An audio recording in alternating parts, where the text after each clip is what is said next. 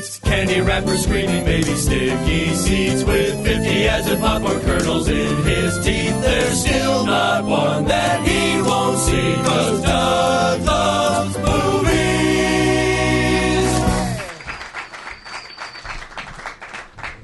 Hello, everybody. Welcome to I Love Movies with Doug Benson. I'm your host, Doug Benson, and I love movies. That was the theme song by Hard and Firm, and we're coming to you from the UCB Theater in Los Angeles in front of a live audience. Yay!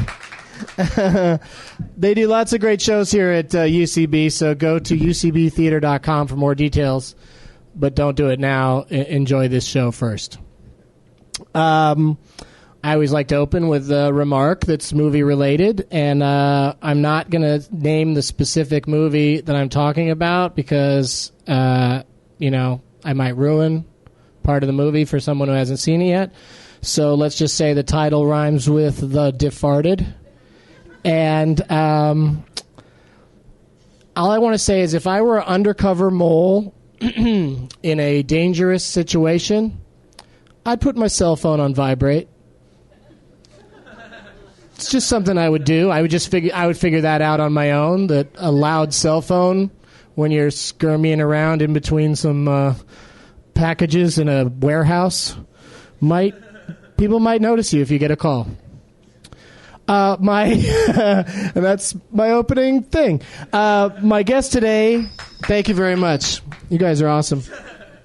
My guest today on I Love Movies played my favorite point in a love triangle with Joey and Chandler on Friends. Played my favorite wife of Huff on Huff. And could soon be seen as my favorite mind on Criminal Minds. In fact, she just started appearing on that show this season. Please, everybody, give a warm welcome to Paget Brewster.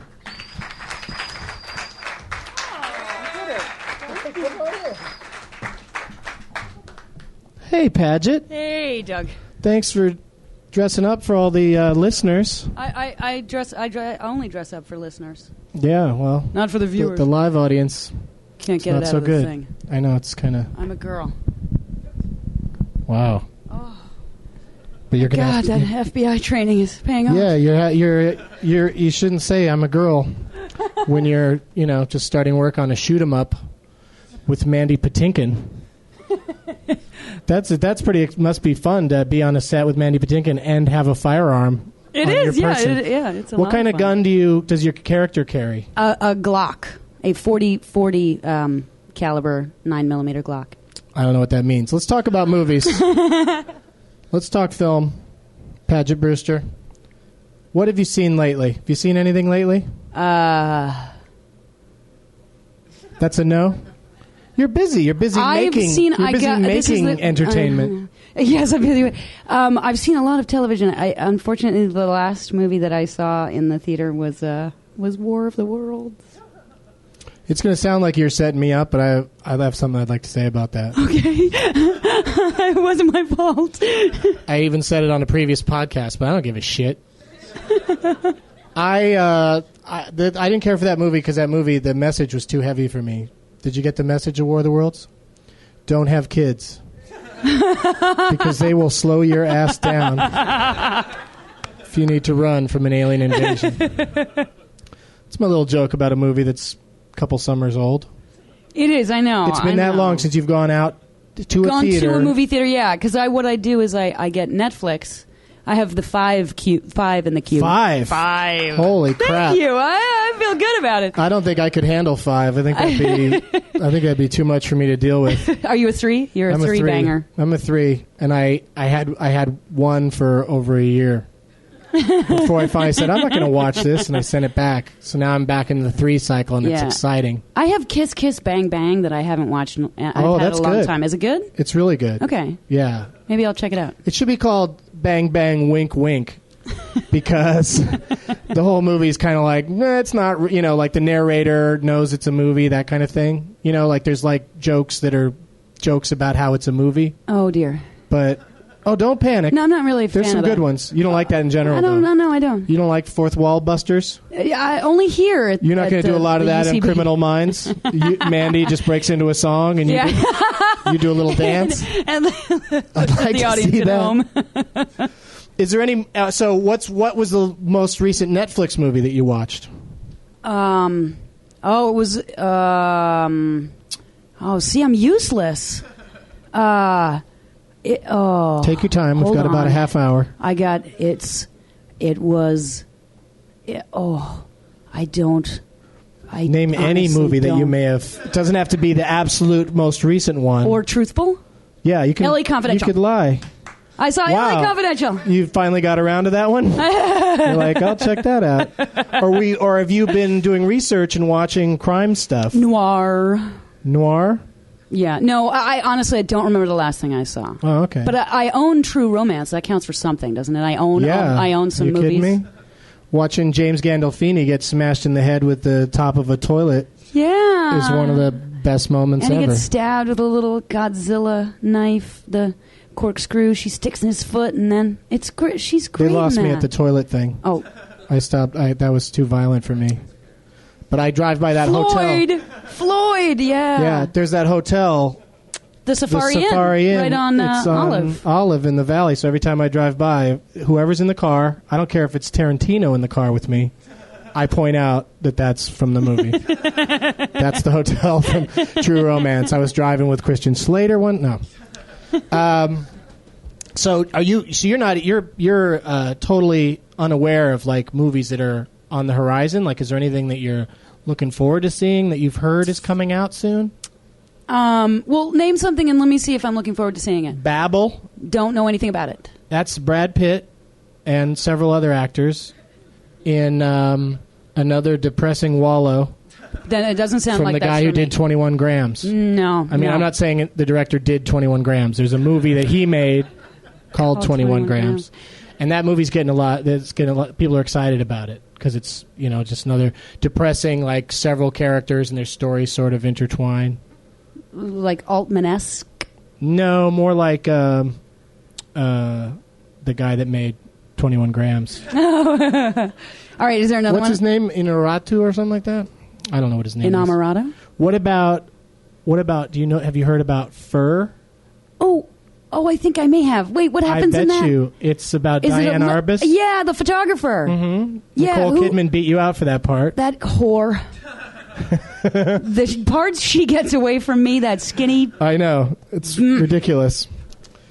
She's playing Diana. You stole Huff away from her, though. You've always got that. She auditioned, then they went, boo. She did a thumbs down for those of you listening. Boo and thumbs down. That is harshly critical. Oh, they hated her. They could do one or the other. And they hit her with both. Boo, thumbs down. Thumbs down. But yeah, you're very much into photography, and I assume it took her work. I took some of the pictures back there. Yes, she did Haunting Americana, I think is the boiled down expression. Oh, great! Now I can skip the movie. Oh wait, is that your description of Fur? Fur. I mean, I love the title, so I'm in. Any movie that's just 3 letters, I'm all over it. Can you name another movie with 3 letters? I'm trying to think of another one right now. Have they ever made Hat into a movie? Now, here's an easier question for you. You'll probably just say True Romance again. But what are some of your favorite movies of all time? Do you have some of those?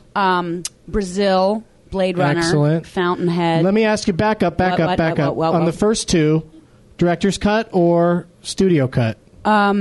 Director's because Brazil and Blade Runner. Brazil had 2 director cuts. Yeah, they both have 17 cuts, and they have a new special edition. A new Brazil DVD just came out. Like, didn't you think you'd seen it all? Yeah, Now there's a new one. There's a 4th. I liked Gilliam's. Both of Gilliam. I didn't like the studio, but then that movie was held hostage for a year, wasn't it?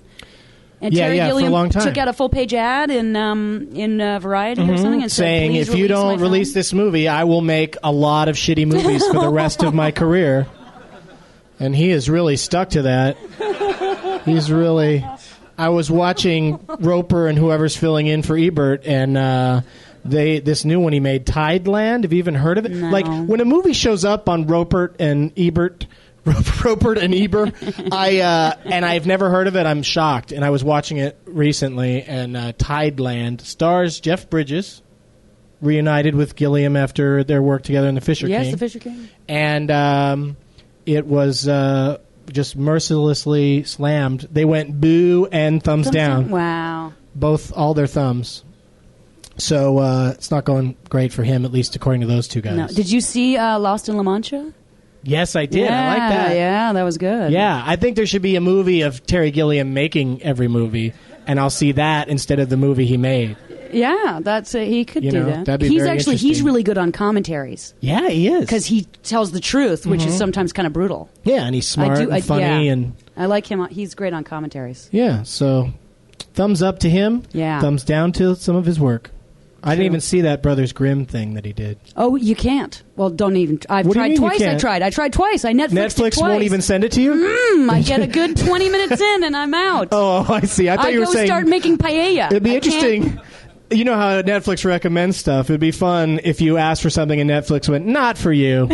Not your cup of tea at all. We've been tracking you and you're not going to That like would it. be a Let's great save feature. ourselves a lot of trouble. I think you're right. I think that would be a great feature. No, their recommendations are always so like, it's just some actor was also in Who was something also- else. yeah. I don't want to see every Eric Stoltz movie just because I like The Fly too.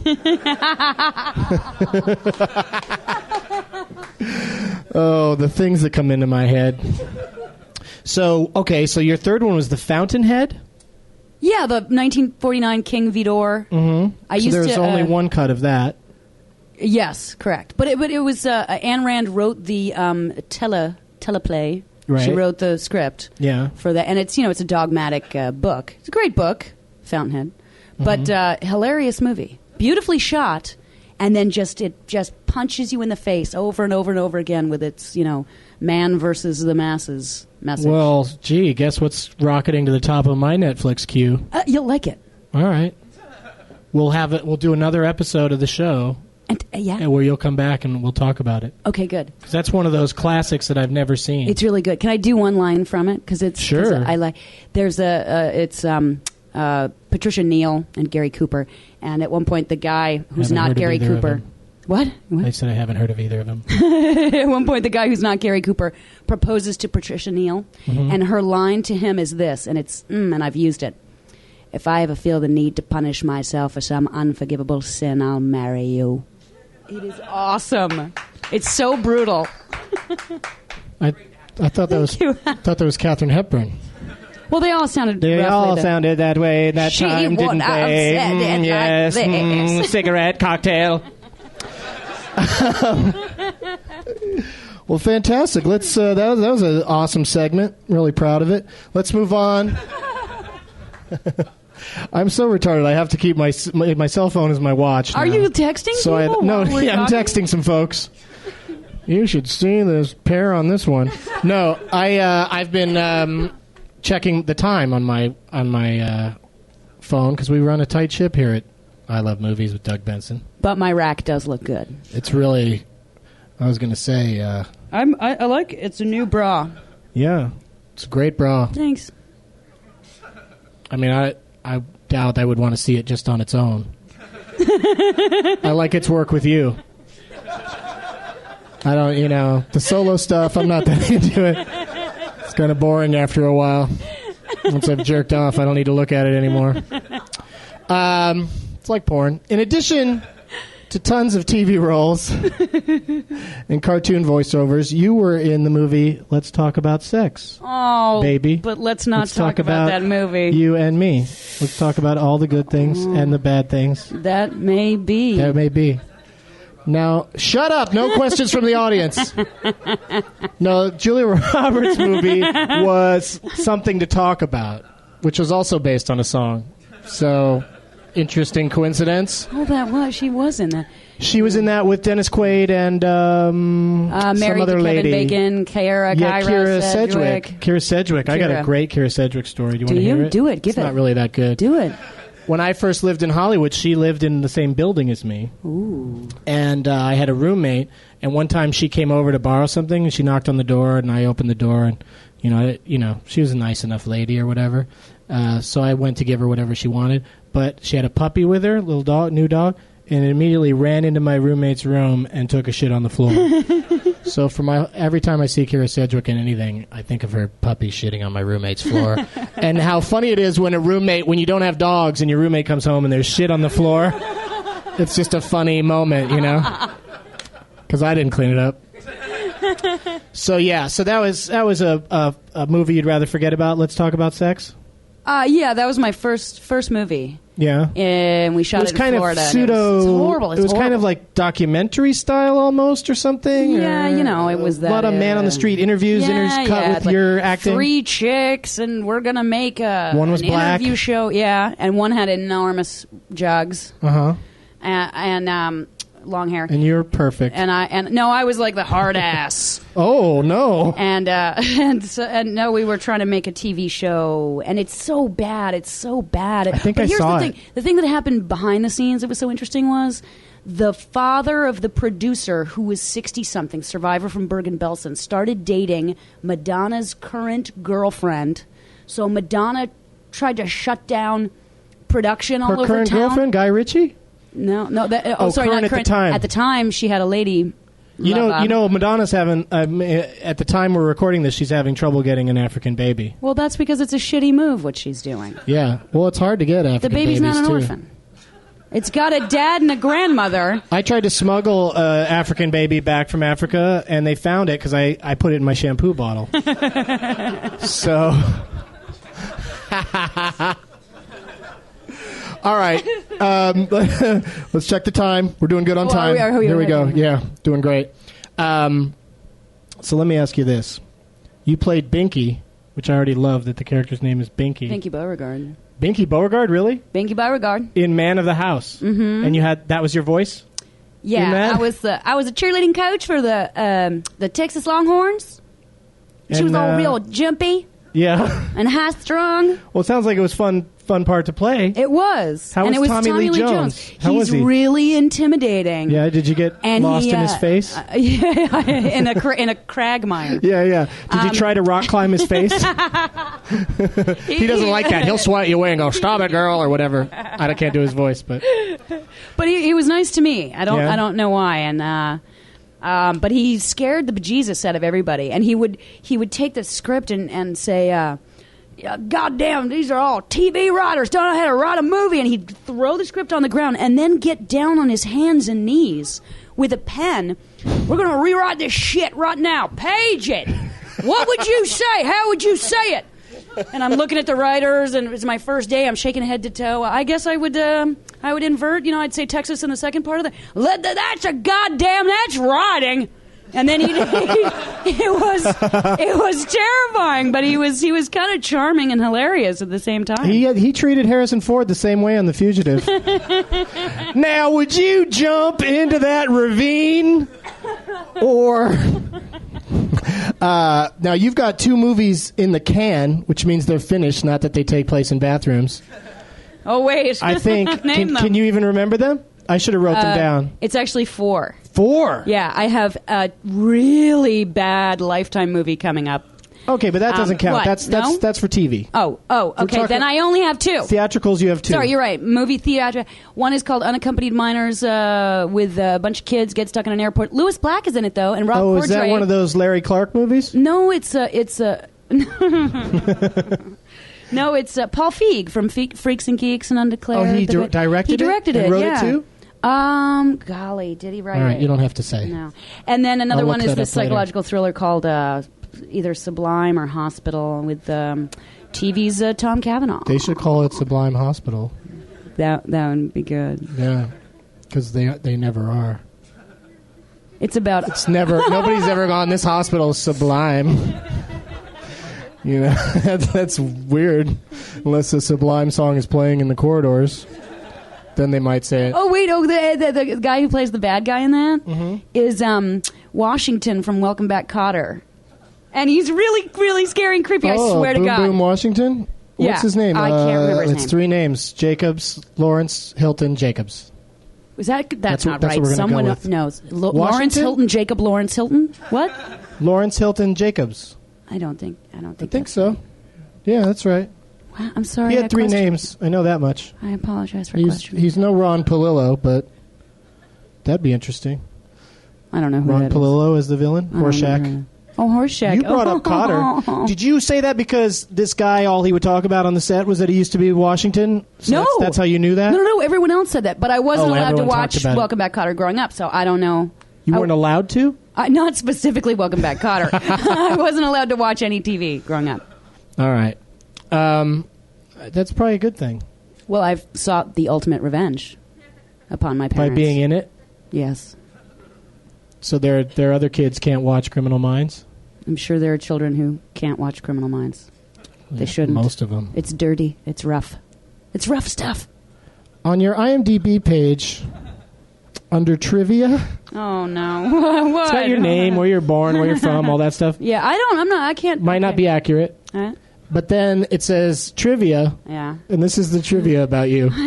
What is... Friend of John Cryer. He is a friend. But why is that trivia? I That's don't so weird. know, Like, what because- actor isn't friends with other actors like that? And Like, that's a big is that deal. the I know. trivia? Is your only friend in this town is John Cryer? He's my only friend. He's the only I one? don't know. Honestly, that showed up after I went with him to the Emmys. And we are friends, and they took our picture, and then I was in Star Magazine as a, people were saying it looked like a date, and it looked like we were going to get hot and heavy, and I was just excited to be in a tabloid, so I am, but no. I'm excited to know someone who's a friend of John Cryer. Can't believe I'm this close to you. You should have John here. So He's fantastic. funny. All right, He's let's set it up. Yeah, Let's okay. make it happen. He's great. I You need to can't do it. wait to ask him about Hiding Out. Oh, you should ask him about Superman 3. Superman 3 with Richard Pryor or no, he was in 2. I don't know. I didn't see it. Was it 4? 4. Someone in Quest the dark. Quest for something. But John was in it, and he was As what? so excited that he was Lex Luthor's son. Oh, Or mini nephew. Lex, I can't remember. and but it yeah, didn't he go was well. No. It wasn't well received. No, and he knew. I think a couple days into shooting, he was like, "Oh, It was like I don't think this is going to be the Superman I thought it would." I now, shouldn't not tell that to story. attack I'm John Cryer's whole oeuvre, but don't you think he said a couple days into most of his? sorry. No, most of his projects? I do not. Oh, I don't. I don't. What's that one with Demi Moore where he takes her picture and he puts it on all the cabs? I loved that movie. What was that movie? Oh, yeah. And he had mono the whole time he made that movie. that was called St. Elmo's Fire. No, it was come on. Oh no, No, somebody else. now they're guessing movies that John Cryer isn't even in. Come on. I started a bad trend. Was he? John Cryer was not in About Last Night. I thought it was Rob Lowe and Demi Moore. I'm in About Last Night. I'm not kidding you. I'm in it. There's a scene where it's like a New Year's Eve party. I was an extra in it, but there's a scene where there's a New Year's Eve party and Demi Moore and Rob Lowe have an argument and they storm out one after the other. One leaves and then the other one leaves. So I get like brushed up against by both of them, and this tremendous like, why are people running into me acting going on? Shut up! Are you serious? And it was Did you just really because do that? I got in their fucking way, Like I was like, well, I'll be in this scene because they'll hit me as they leave, And they did, and it worked. Oh my god! Yeah. That's so worth seeing. Yeah, it's really good. Check it out. I was an extra in a lot of movies, and that's the only one where every once in a while I'll get a phone call or an email saying, "Are you in About Last Night?" Oh wow! And because I'm right center screen, and Ed Zwick, great director, held on my take for a second after they breezed through. Like it doesn't go by as quickly as it should. That's like the background dream, Yeah. the extra player dream. I did a similar thing in Glory. Matthew Broderick and Shut Denzel up. Washington. You're making all of this up. There's both no. scraped me with their bayonets. Okay, so as listeners of the show, as listeners of the show know, of which there are apparently 2 or 3 of them, I've gotten comments. One of the comments on one of the podcasts said, "Not a fan." Was their entire comment of me, of my guest, of movies, but or of Leonard Maltin, because that's what we do at the end of the show. each week is we played Leonard Maltin game. It was invented by Brian Posehn and I tried to walk you through it backstage because you weren't familiar with it.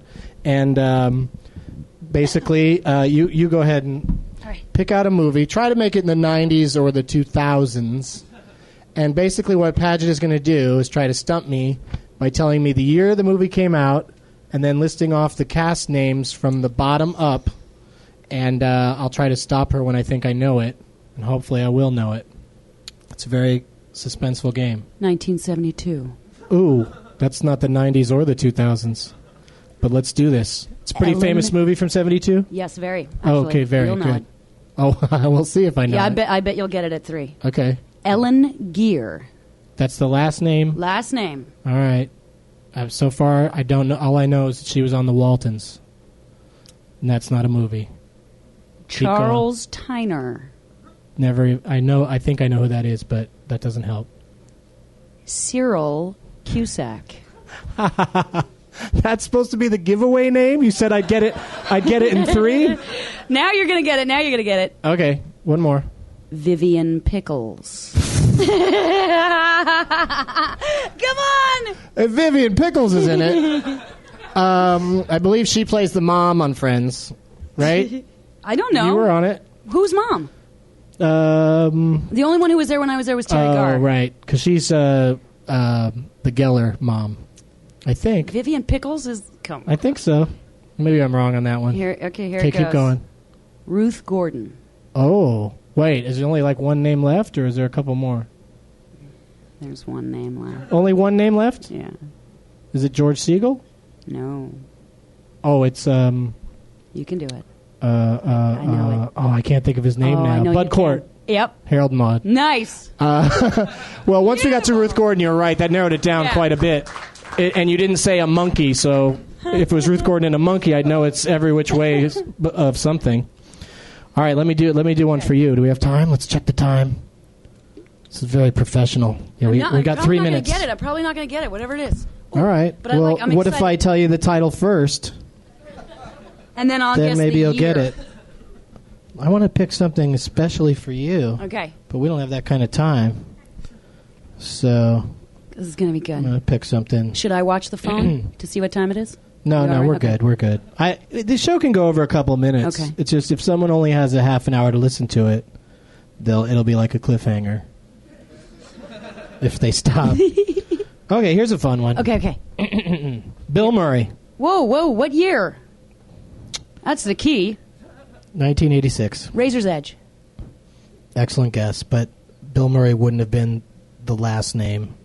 Oh, I on thought the you were... movie that he I thought you starred were in. Oh, it's the last name. Yeah, 1970... what? So we're talking cameo here. 1976? 86. 86? Mm-hmm. I can give you another name if you want. Yes, please. Christopher Guest. That makes it hard, I think. He's like a... Okay, give me... All right, John Candy. Well, It's making it very confusing. How many I thought more this one would be fun, no, but it's really confusing. rough. Jim Belushi, listed here as James. He was in a very serious phase, apparently. And these are all... these are... Now, you might start to get it now. Okay. You might start to come around. Steve Martin. So, it's... So we got Bill Murray, Christopher Guest, John Candy, Jim Belushi, Steve Martin. Vincent Gardenia. There's only 2 names left. Is it... Oh, but Steve Martin... Ellen Green. Ellen Green? Yeah. That was one of the stars of this movie? In fact, she wore the same dress you're wearing right now. To almost as good an effect. This bra wasn't invented in And 86. she talked like this. And she wanted to live somewhere that's green. Was it All in the Family, the movie? What? I don't know what you're And then doing. the name that should give it away, I would hope, is Rick Moranis. Is it was the star but I only remember of a him musical from with a puppet plant that ate people. Oh, it's Little called, Shop of Horrors. Yes. You're great at that this. chick. Yeah. Ellen Green. With the long nose. Yeah, I thought she was very cute in that. She is cute. Yeah, But then, a few years later, she got murdered in the very first scene of The Professional with Natalie Portman and that big that's French an guy. almost perfect movie. What parts are wrong with it? Jean Reno. Yeah, Jean Reno. The dress-up part where they dress up in costumes and it's all cute. yeah. The assassin and the 9-year-old, that's gross. Yeah, it's a little gross. The rest of that movie's flawless. Paget Brewster, everybody. Let's hear it for... Oh, thanks for having me.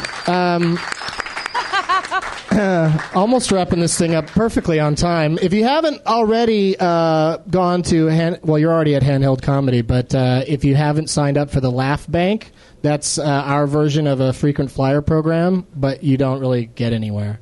But but check that out. And until next time, this is Doug Benson saying, spoiler alert. Now it's time for Doug to watch another talkie. Eyes of gold, his viewing prowess makes him cocky. There's no room in his heart for you, 'cause Doug